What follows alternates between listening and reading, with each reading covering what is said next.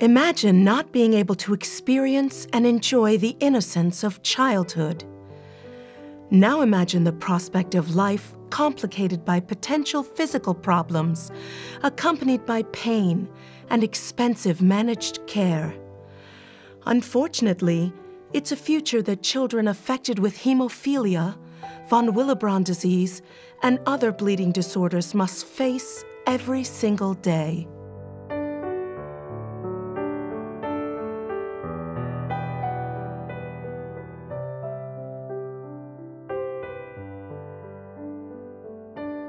Hemophilia is forever. I was born in 1962. As a child, treatment was not available. Very little was known about the disease, and the first indication my parents had that something was wrong was a lot of very frequent severe bruising and a lot of severe joint swelling. The treatment back then was non-existent. It was pretty much ice packs, whole blood plasma, which was very difficult to get since not much was known. The frequent bleeds and the lack of treatment led to a lot of severe joint damage, a lot of very swollen, painful knees, ankles, hands, arms, and elbows, and that in turn led to joint disease. Growing up, Joe had 7 orthopedic surgeries and was confined to a wheelchair from the age of 7 to 14. Today, Joe has trouble walking as a result of the multiple surgeries and repeated joint bleeds. Even though the access to Factor has improved since when I was a kid, people living with hemophilia will still deal with the enormous cost associated with it and the discipline required to treat it every single day. Living with hemophilia means that I always have to take Factor. I infuse myself several times each week, and I always have to make sure that Factor is readily available for unexpected needs.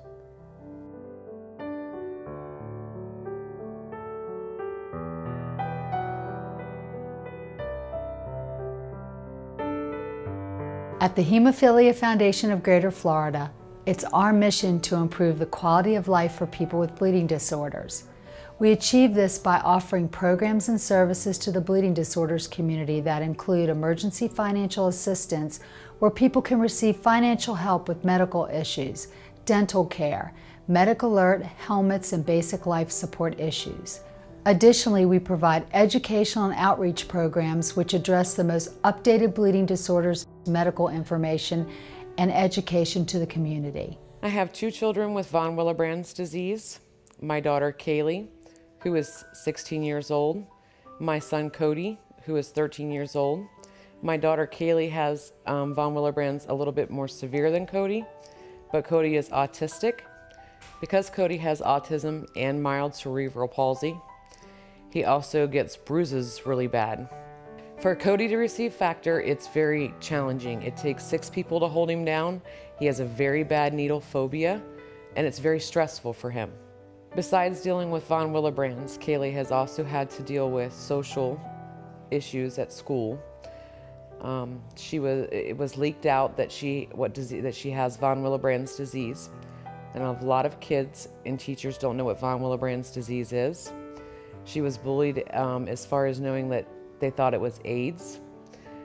It got so bad that I had to transfer out of the school and place her into a different school. And people started making comments like, you can't touch her, you'll get what she has, or no one should be near me because I'm contagious, or just stuff that was hurtful. Having von Willebrand's also is very expensive. Kaylee's medicine runs us about $27,000 a month, and there has been times that we have not been able to have or carry insurance on Kaylee. And if it wasn't for the Hemophilia Foundation, we wouldn't have been able to get Kaylee's scripts filled.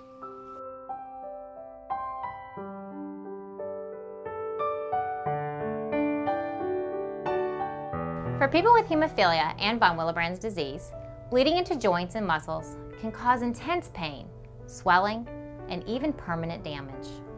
Although there is no cure for these bleeding disorders, with proper treatment, individuals can lead a long, healthy, and active life. Mikey is a freshman on the Dr. Phillips High School varsity lacrosse team. Lacrosse is a highly physical contact sport. Mikey has severe hemophilia A. Wake up, Noah!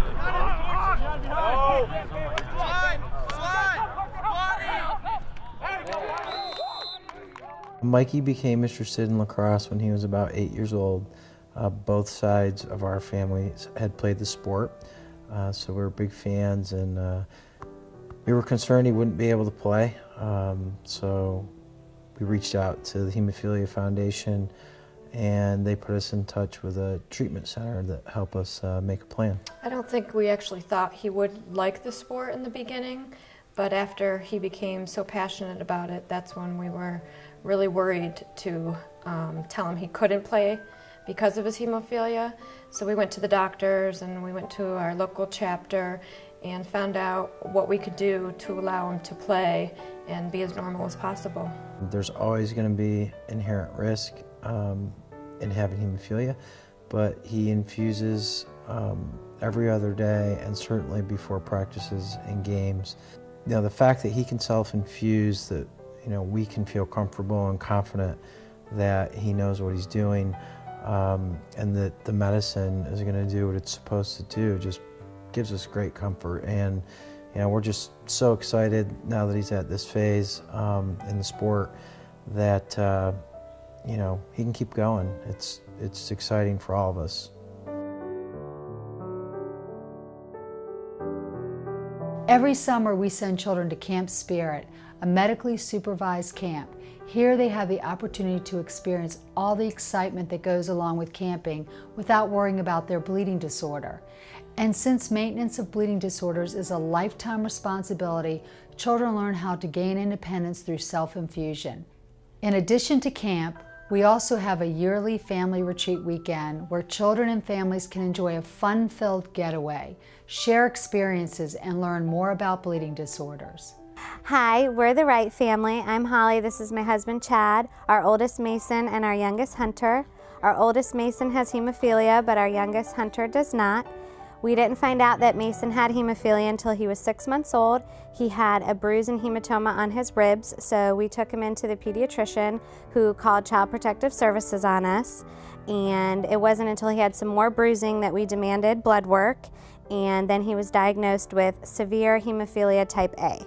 So when Mason was first diagnosed, we took precautions to try to limit the bleeds and the bruises. We got carpet in our house, and he wore some knee pads crawling. He wore a helmet, and he still had often enough bleeds that we started some prophylaxis where I infuse twice a week factor so that he always has better levels than the less 1% that he normally does. He got a port placed in May of this year so that we are able to do it at home because it was hard to find his veins. We are wearing our Team Mason shirts from the Turkey Clot Trot that we do every year in Jacksonville for the Hemophilia Foundation of Greater Florida. They do so much for our family, and we love being a part of all the events and raising money to help not only our family but others with bleeding disorders. The Hemophilia Foundation of Greater Florida has been helping people with bleeding disorders since 1996. All of our efforts depend on donations, and 91 cents of every dollar raised goes back to the bleeding disorders community. We offer an array of fundraising opportunities, such as our annual Flight for Tomorrow Invitational Golf Tournament. We put on 4 fundraising walks throughout the state, and we host an annual theater event. Please consider donating and help us improve the quality of life for people with bleeding disorders. Every penny counts.